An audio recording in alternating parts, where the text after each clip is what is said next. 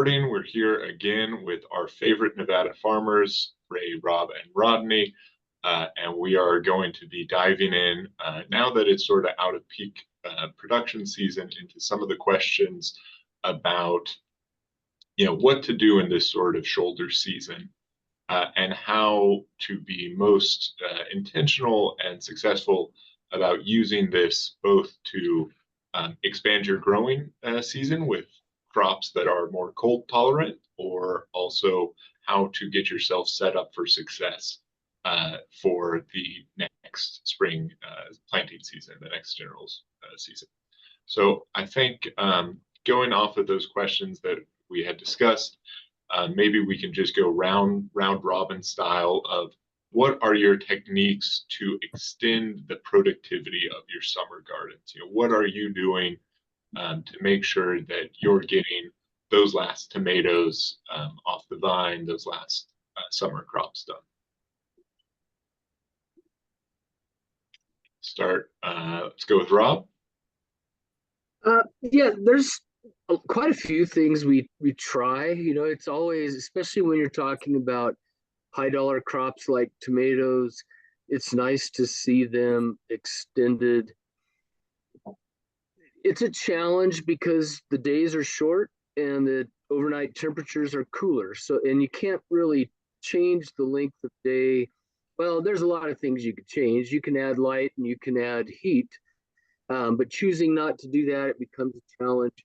So the biggest thing that we do is just taking off shade cloth to let more solar energy in, let it store in the ground. It slows down that cool off in the evenings and increases the amount of available sunlight on the inside. Using low cover or row cover for low tunnels if we need to, but and pretty much also, we're watching as we keep our high tunnels closed at night, making sure that we don't overwater so we don't create a warm, humid environment in there. This is a time of year where you might start seeing some mold or fungal issues or white flies, things that like that warm, humid environment. So you have to really watch that when you try and capitalize on your high tunnels, not to create an environment where your pests really explode, either fungal pests or insect pests. But a lot of it is just trying to closely regulate the temperature and not overwater. We start noticing if you overwater, splitting in the tomatoes this time of year. So it's just really important to watch not to use too much water. Rodney, you want to go next? Well said. I don't really have anything to add to that. That's about all the things that I'm doing in order to extend summer, and of course I've already started planting for fall cooler season growing with lettuces and greens. So, Ray, anything else, or we can move into those kind of fall planted crops? The only thing I can add is I close up the hoop houses between 3:30 and 4:30 every day, and I don't open them up until about 9:30 in the morning. Trying to keep as much heat as I can inside the hoop. Of course, the shade nets are gone, so we're getting every bit of sun that we can possibly bring in at this time, and I'm getting the warm weather blankets ready to cover anything that I can cover, and I have to look at it as which crop is brings in the most money, which one's going to keep going a little longer, etc. And so I think the tomato is probably the one that I would protect first with a blanket type situation. In addition to that, I'm out there beating them once a week. They get a weekly beating. uh, I'm sick and tired of looking at green tomatoes. And by God, they're going to turn or else. So that's where I'm at. Great. For those of you who may have missed that, the strategy for getting your late ripening tomatoes to ripen faster is you take a wet burlap sack and you give them a little smack, because that threatens the plant, and so that causes it to ripen faster. Oh, that's a really great point from Anna. If y'all can just remind, I guess I could say it, where you are, so that they can compare their connections. I'm in Dayton. We're still 93 degrees in the daytime. Yesterday was a little cooler, but we've been over 90 for the better part of a week. And then last night we got down to 38. So a lot of temperature variations here, which is pretty typical of western, northern Nevada high desert. It won't be too long and we'll be getting into the low 30s, irregardless of how much sunlight there is, just because days are getting shorter and the nights are getting longer. But again, I'm in Dayton, Nevada. We have a certified organic farm here, specialty crop vegetable farm.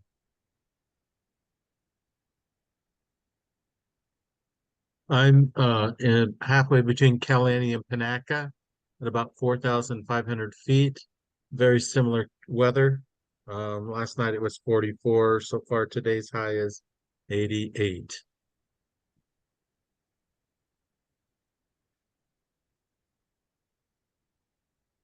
Ray, you're out there in Silver Spring. Okay, yeah. I'm in Silver Springs, and we joke about it being a banana belt.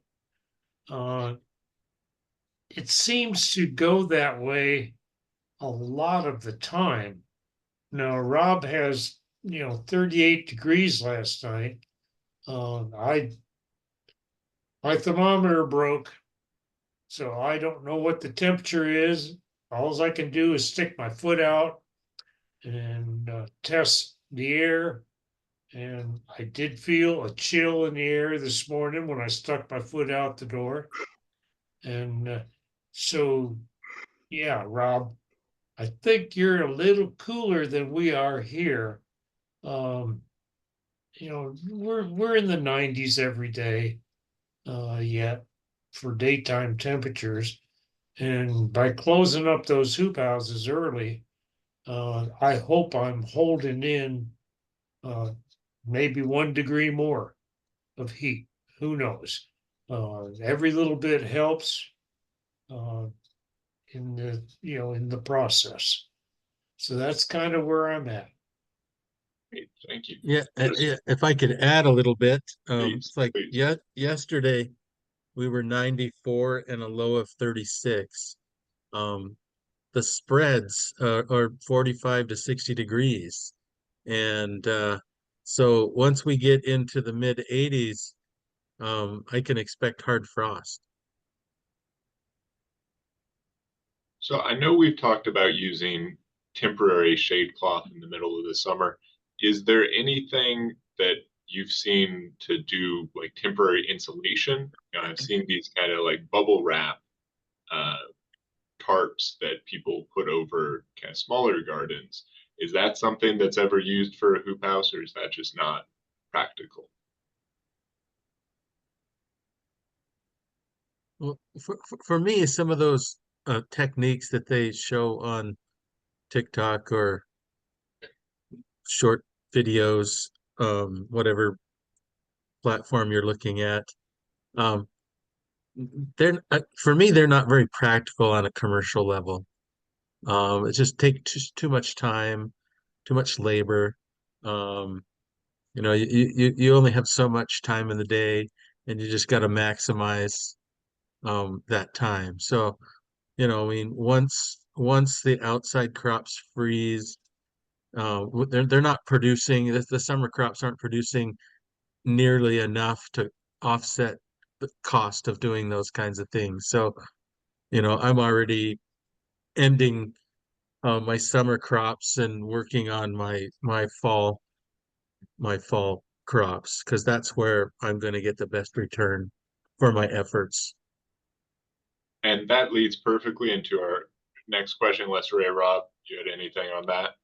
But I think probably that was the answer. Some of those. I can add just looking at the spring, looking at the fall.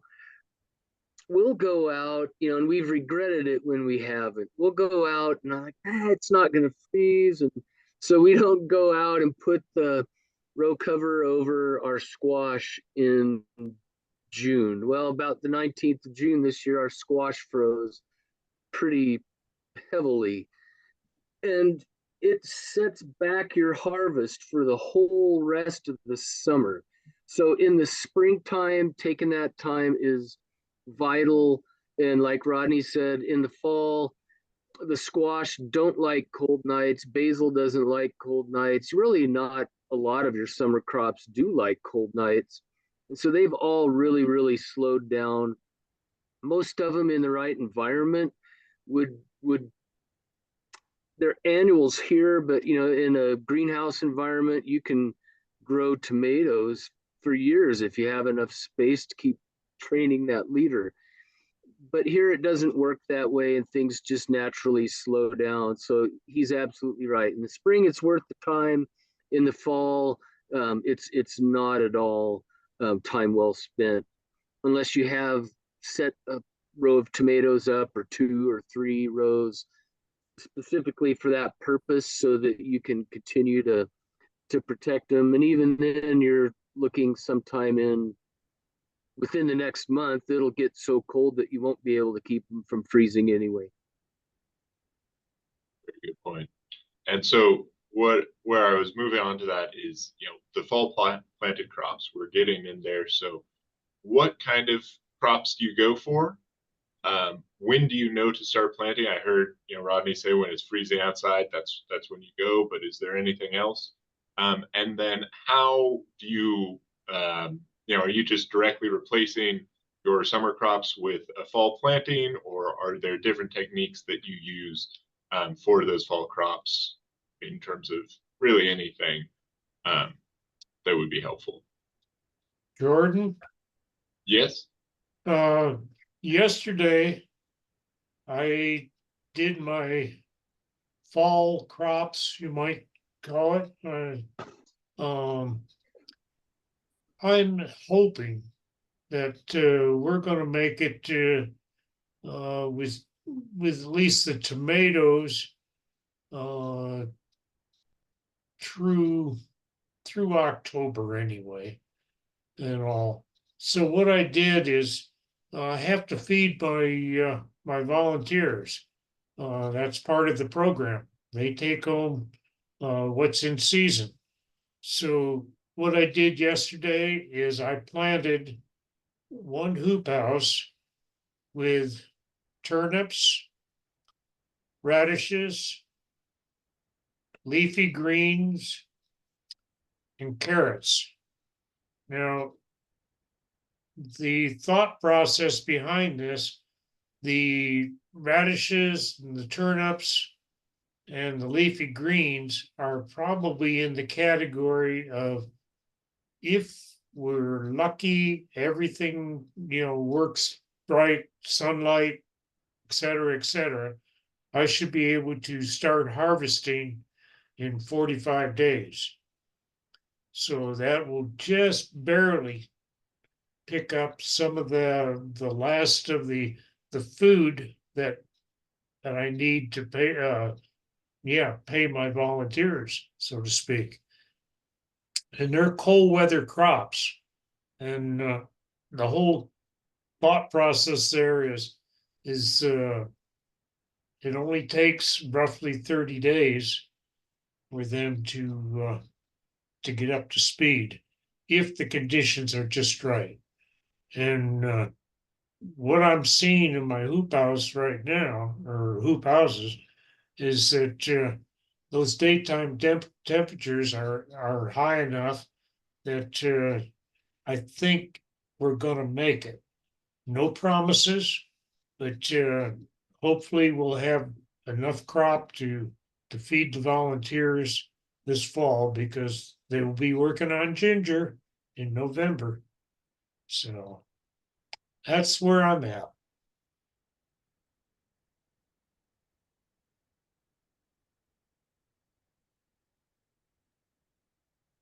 Rob or Rodney, you got some? Oh, you're on mute, Rob. Rob, you're on mute. There we go. It's always really a hard thing to pull out tomato plants, pepper plants. Those are our indoor high tunnel crops. The squash we grow outside. And it's really hard to pull them out when you're still harvesting the well, this year our peak harvest really was just three weeks ago. It's been an odd year.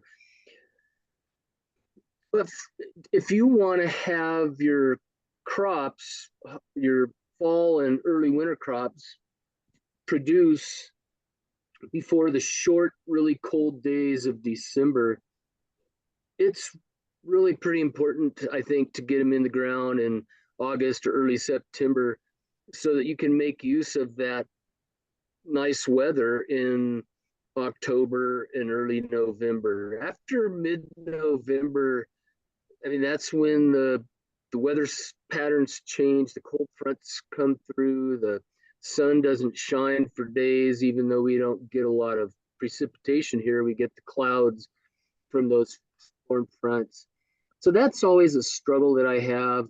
And we opt on the side of pushing our summer crops as long as we can, knowing that we're going to give up some productivity of those fall and early winter crops. As far as the varieties, they're a lot the same as what Ray has planted: spinaches, lettuce, kale, leafy greens, root crops, radishes, turnips, carrots, all of those things that really do well in the cold. But but we opt on the side to keep our tomatoes going as long as we can. But in our greens beds, we'll just continue to do successions until about this time. We won't plant much after this, but we have planted greens up to this point. And then the ones that that languish a little bit, if we get a dark, cold winter, you know, and Ray alluded to this earlier in the episodes, when it starts to warm up again in February, they're either going to bolt and go to seed because they've been in the ground a long time, or they're going to grow and prosper. But you'll know and you'll be able to see it that, well, we're going to get a harvest from these, or we need to get them out and plant something else. There's so many variables in the winter, really just like there are in the summer. But one guarantee is that we just don't have a lot of daylight from mid-November to about the middle of January.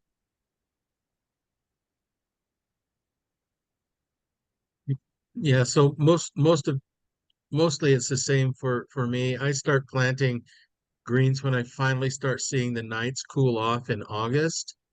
And then I'll just be succession planting greens throughout the fall. I think since I'm a little lower in altitude than you guys, and we still got those cloudy days, but I don't think we get them as soon. And so we generally harvest greens. And of course we're doing baby leaf, so we're not doing lettuce heads. Um, and so we can still harvest into November. Usually Thanksgiving week is the last week that I harvest, although I have harvested some in the first week of December on a warm year. Um, but usually by the first week in December, that's usually for us is the coldest week of the year, and we pretty much shut down, like I said, at Thanksgiving, and I start planting again my greens and cool season plants in February. So I saw a question from Anna. Just real quick before we get to that, I did want to ask on the how that you're doing this. Are these all direct seeded crops? Do you start anything, for seedlings to sort of extend the amount of time that you're leaving your tomatoes in because you've got, your greens as seedlings so that you can head them a little further along before you cut out the tomatoes? Or even can you intercrop, where you're planting your turnips next to still productive tomatoes that you're going to cut out in a week or two? Well, I have the luxury, and I know not everybody does, to have separate hoop houses for different crops. So we have our greenhouses that we just do tomatoes or cucumbers in, and then we have hoop houses, and I've got a lot of hoop houses. So if I have a summer crop that carries further, I still have empty and available greens houses that I waiting to use. And I know not everybody has that luxury. That's why I push the NRCS hoop house program. Um anyways, so I when the summer hits and the greens don't produce very well through the summer, we're focusing in on our outside summer crops and our tomatoes. When it starts to cool off in August, there's a little overlap. I can start planting greens while we're still harvesting tomatoes. And then by the time we get into September, about this time of the year, tomatoes and the outside crops are usually finished. We had that frost this summer too. And so we're kind of running or winding down on those summer crops and spending most of our time prepping or getting ready to harvest the greens.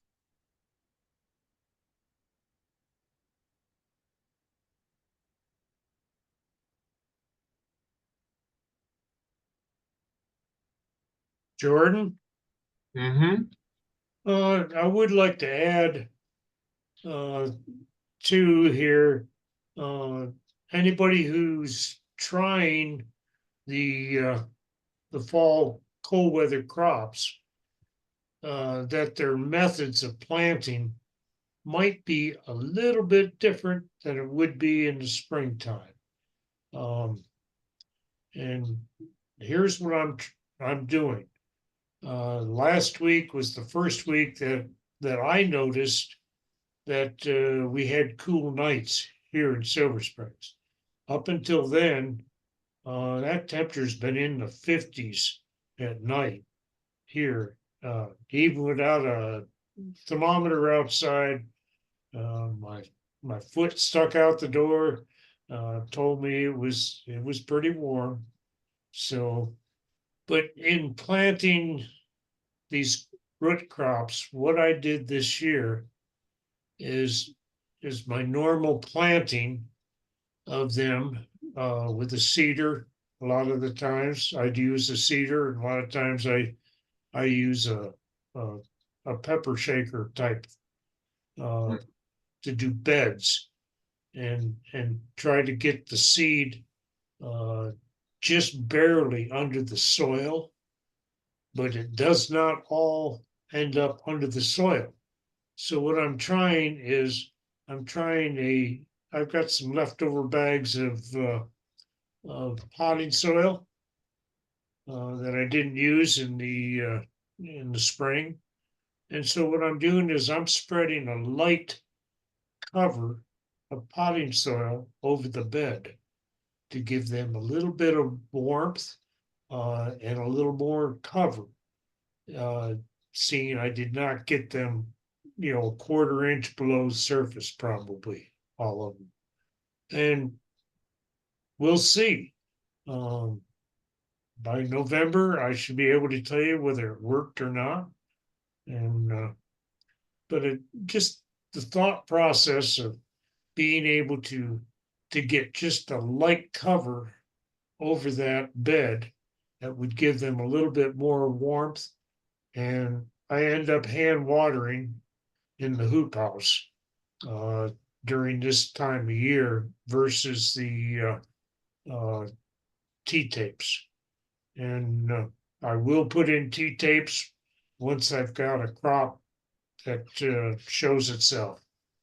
But until then, I'm hand watering with a sprinkler and just trying to keep that bed wet every day. We shall see whether I'm successful or a lousy farmer. That's about all I got. Ray reminded me of the other part of your question. I use a Jang seeder for all of my seeding, and or at least the last 3 years. Before that, I frustratedly use, if that's a good word, the Johnny Seed 6-row seeder. But the Jang seeder is just so much more accurate, and so unless I absolutely have to on high value crops, I direct seed everything. So my tomatoes, in the spring,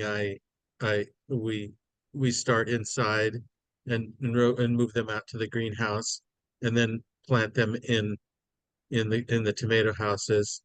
My summer crops, I plant and then transplant, mainly so that I can watch the weather and hold them until the optimum time to plant outdoors, because we always have those late frosts that are unexpected. And but otherwise, it's just direct seeding for me.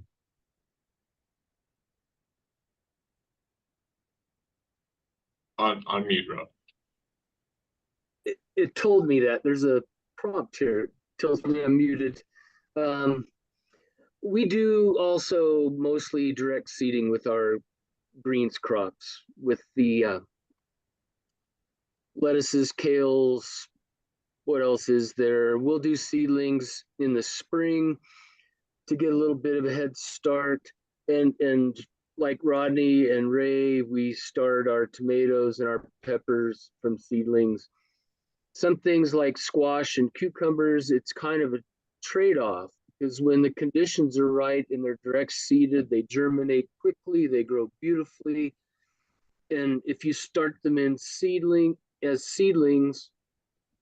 in anticipation of the right weather, and then you have 2 or 3 weeks of cold weather, they get root bound and they start to want to bear fruit. So they're in a different stage of growth, and sometimes they never catch up. I think you lose 2, 3 weeks, 4 weeks if the conditions aren't just right.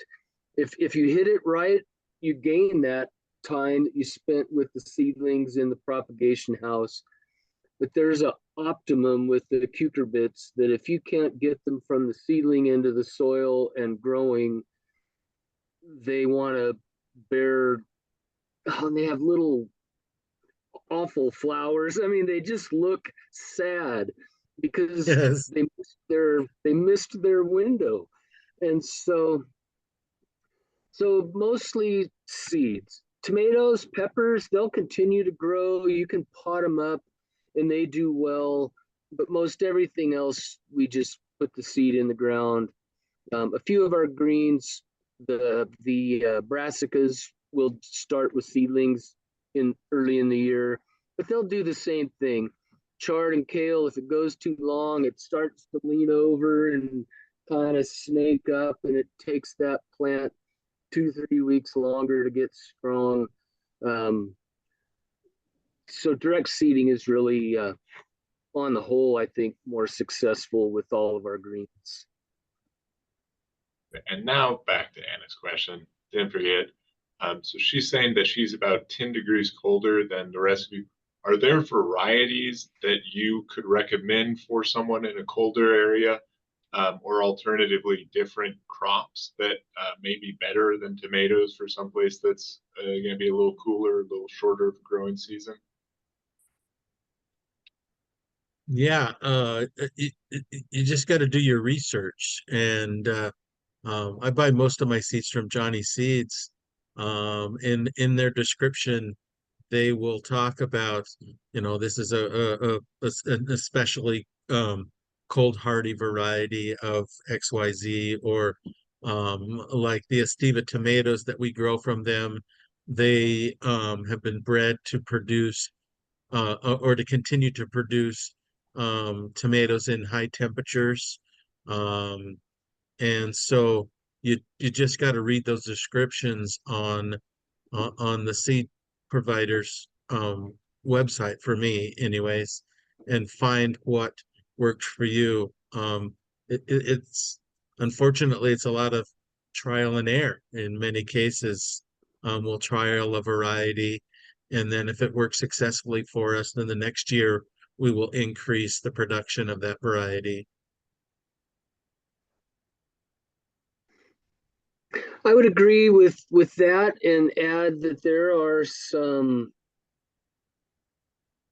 open pollinated heirloom varieties that come from cold climates. A lot of your like Russian tomatoes do well in northern Nevada. The latitude's not a lot different. The length of the warm weather is not a lot different. Tomatoes don't really like the 110 plus degree heat that we had this summer anyway. So I think the cooler temperatures that you would have in the summer would actually be great for tomato production. And then look for varieties that have a shorter maturation date. Cherokee purples are a early ripening heirloom. There's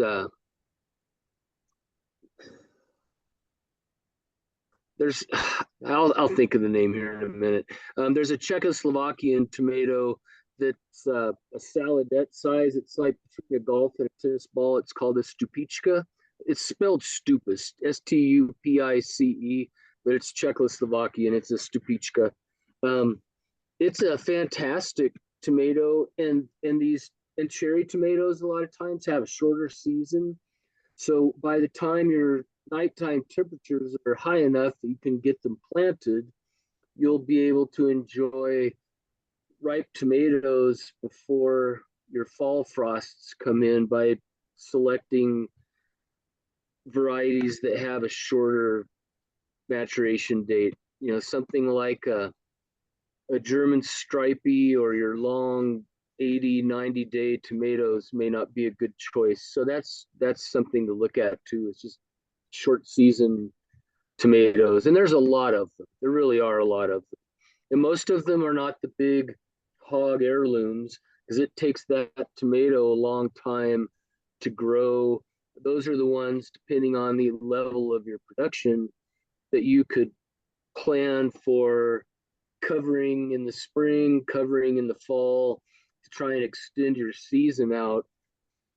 And even then you might not reap the benefit of that. We quit growing those long season heirlooms in the field because our season's just usually not long enough. They would have frozen this year in June. We would have lost them all anyway.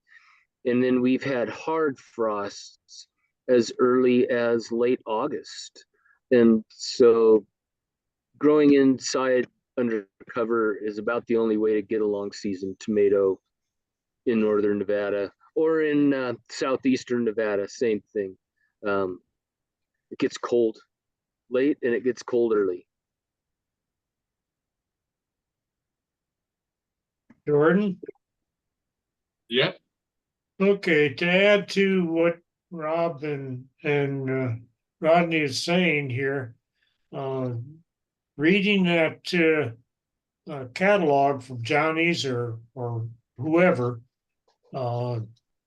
you can take and get a pretty good idea of the uh, the length of time to harvest on a lot of these plants. And then again, you have to have a mindset here on what you want to plant, what you think you're going to be successful in, and and get off the oh, I would, I've got to have this particular heirloom, or I've got to have this or that.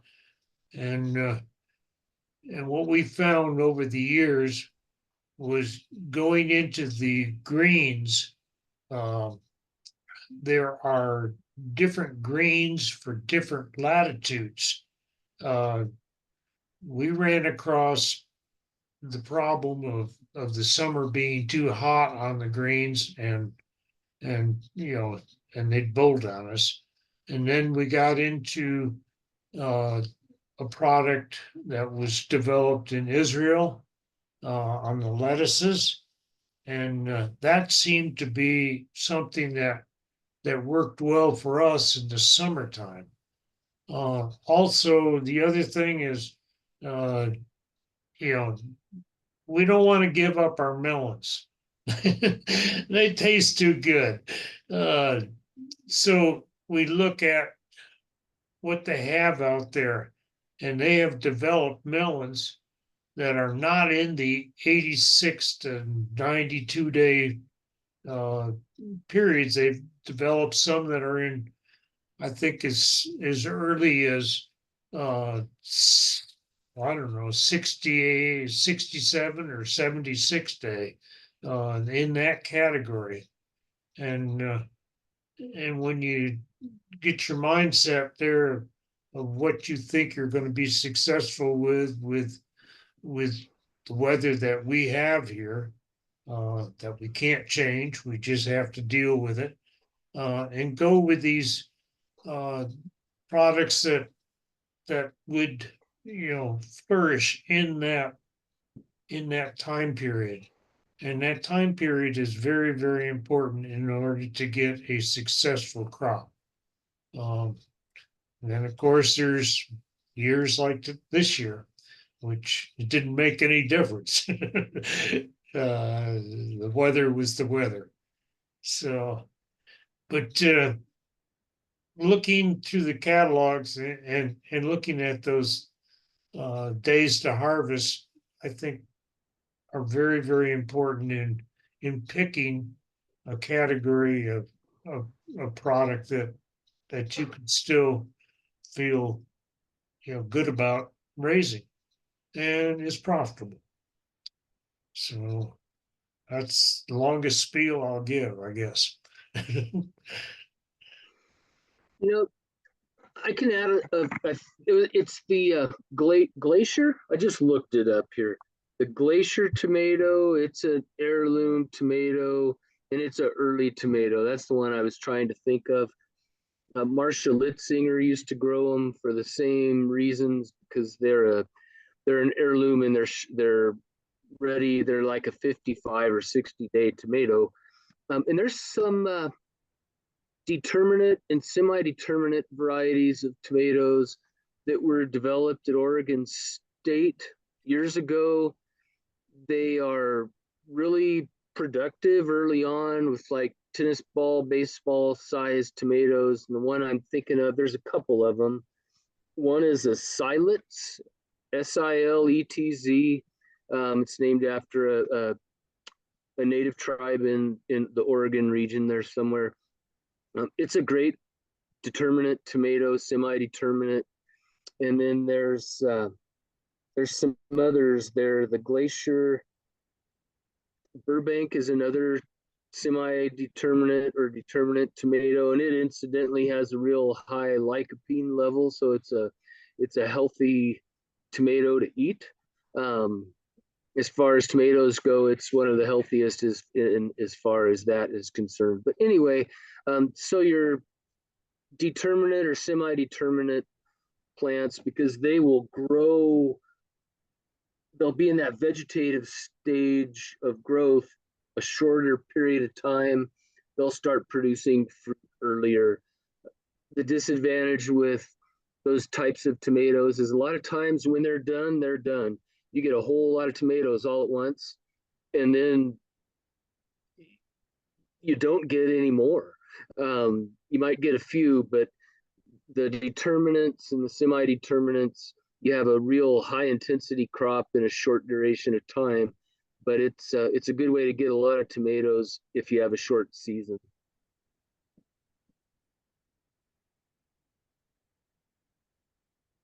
Awesome. Fantastic. If nothing more on that topic, I was going to go to one of the other questions that someone had, which was about overwintering crops for spring harvest. I know, Rob, you kind of touched on that earlier about, if you have a warm February, maybe it bolts, maybe it's productive. But are there strategies for, how you fertilize, how you water, for those fall winter crops, to kind of keep them, from going wrong over winter?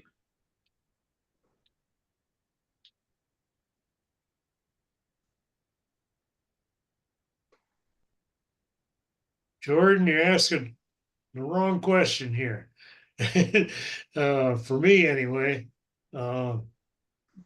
winter crops are winter crops, and they can grow them in Vegas. I'll be happy for 'em. Feel real proud that they were produced in Nevada. The only winter crop here that I feel is worthwhile is an overwinter cropping of carrots. And the reason for that is that carrot in the springtime that has been overwintered is the sweetest carrot you will ever taste.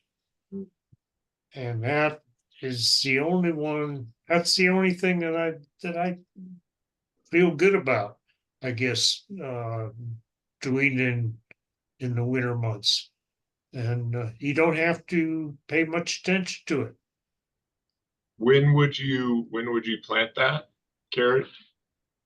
Oh, okay, with your carrots to overwinter, you got to get them in no later than September. And the 1st of September is for that. Here I was thinking I could try it this year. So I'm taking a chance on these carrots that I planted yesterday. And all I'm trying to do is get them up. Get that little bit of green just above ground, and just worship them all winter. So I'll have some really sweet carrots to feed the volunteers in springtime, because otherwise we don't have anything to feed them. And it's very, very important to feed your help. Rodney, it looked like you had something to add to that. Oh, you're mute. Plants pretty much shut down growing when you get below 10 daylight hours. And that happens from, if I'm remembering correctly, November 21st to February 21st, or right around that time period. And so if you plant an early enough crop of spinach, and you get it up and growing and get a good root mass that has lots of energy, you could quite possibly, you're going to draw from that energy and continue to harvest after that 10 daylight hour drop. But you're not going to get very good regrowth. And so I just find that the effort that it takes to try to grow a crop over the winter is not always um worth it. And let me preface that by saying I'm 150 miles away from my market, and that's Las Vegas. And if I don't have enough of a crop, I can't even pay for my trip down and back, right? So can I grow stuff in the winter time for my personal use? Absolutely. Um, um, is it cost effective for me to do it on a commercial scale? No, because I just can't get the volume I need to make that trip back and pay for that trip to Vegas and back.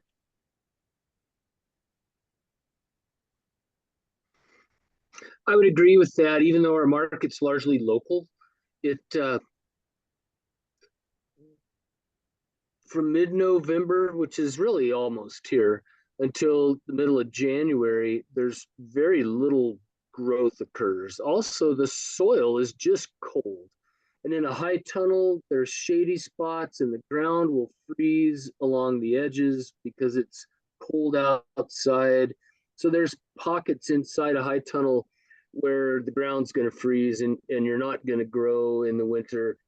But it is entirely feasible to grow some crops for home use and family use. One of the coolest things I've ever seen, it's in Elliot Coleman's 4-Season Harvest book, is how he added that 20 by 60 high tunnel off the back of his home so that when they go from their kitchen area, they have a 20-foot patio, then they have a 20-foot garden, and then they have a spot on the end where he has a fig tree planted. And this is in Maine, so it's farther north than where we're at, and it captures solar heat. It's just a cool deal. It helps him heat his kitchen and part of his house if they get a lot of sunlight. Of course, it picks up a little radiant heat off of the house from the heat that's generated in the home, and so there's a lot of ways that people can feed their families in the winter months. But from a commercial perspective, the amount of work that it takes is not, you don't always get that back. And some people, well, in fact, longtime organic garden and field crop grower was down to DFI last week, Dennis Jameson, and we were talking about how exciting it would be to grow tomatoes all winter long, but it would take not only some heat, but it would take some light in this environment where our days are really, really short and the plants just don't do much. There are environments where people do produce, and the cost of fossil fuel to generate the heat, if they don't have geothermal or some creative cheap source of heat, the cost of the fuel to maintain a warm climate is really, really difficult. And then to get optimal production, to have to add light to that even further diminishes the profitability. So all that being said, it doesn't mean that you can't grow things in the wintertime. One of the things that we've done in the past, and I know that Ray has done this also, is we'll put in a cover crop mix in the fall or even in December.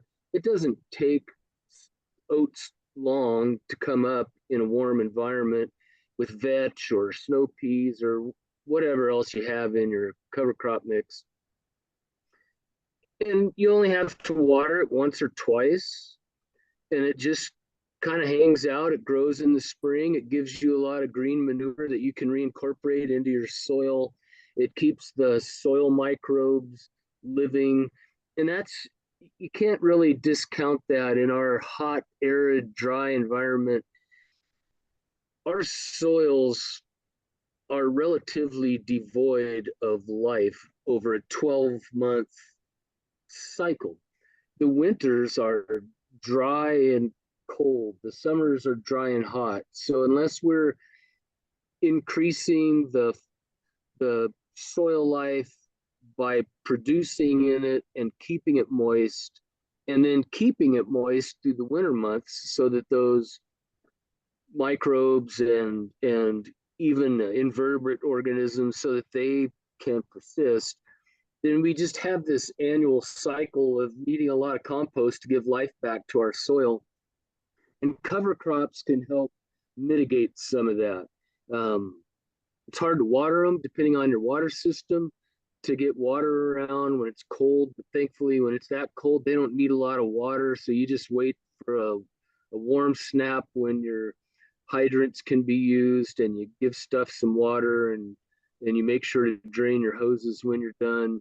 And then in the spring, you'll see some real benefits to having grown that cover crop over the winter months. So that's one of the winter growing approaches that I think really holds a lot of benefit in our region, where winters are rough. And they're rough in Lincoln County too. They're rough there too. It's like this swath goes down the eastern part of the state and the western part of the state. You know, that you're not far north or south of Tonopah, but Tonopah's got a lot better winter than you guys do in Lincoln County. And then you get down to Goldfield, it's like going to Palm Springs. And so yeah, Lincoln County is pretty harsh. So cover crops are a good thing to look at doing in the winter months, I think. Yeah, I can't agree more with you about just keeping your soil moist over the winter. And it doesn't take a whole lot of water. You may, like you said, water once or twice, but it just keeps things active. And so sometimes I will compost the beds in the fall, and then that'll help keep the microbes active and the soil ready for the spring.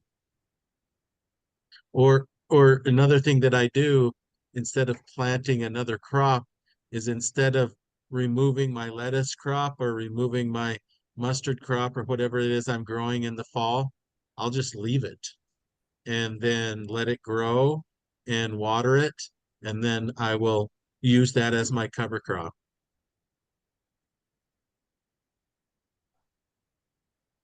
Thank you all so much. Do we have, just because we're a little late, did anyone else have any questions? Anna or Kristen? No, we're good. Well, thank you all so much.